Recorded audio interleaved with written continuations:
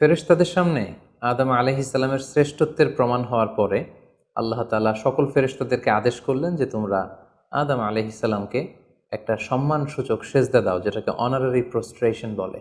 আল্লাহ তাআলা বললেন উসজুদু লি আদম ফাসাজাদু ইল্লা ইবলিস আবা ওয়াস্তাকবারা ওয়া কানা মিনাল কাফিরিন।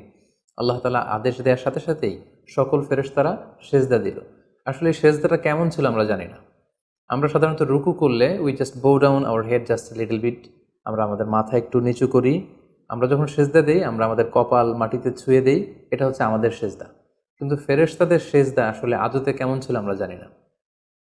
এজন্য ফেরেশতাদের কোনো বিষয়, জিনদের কোনো বিষয়, এটা যদি আমরা আমাদের মতো করে কল্পনা করি এটা ভুল হবে। বরং যেভাবে সেজদা দেওয়ার দরকার ছিল ফেরেশতারা ঠিক সেভাবেই আদম আলাইহিস সালামকে সেজদা দিয়েছেন। কিন্তু এই সেজদাটি এবাদতের সেজদা নয়, কারণ এবাদত হিসেবে সেজদা দেওয়া যাবে শুধুমাত্র কেবলমাত্র আল্লাহ তাআলাকে। এই সেজদাটি ছিল সম্মানসূচক সেজদা, অনারারি প্রোস্ট্রেশন। ফাসাজাদু ইল্লা ইবলিস, আল্লাহ তাআলা আদেশ দেওয়ার সাথে সাথে সকল ফেরেশতারা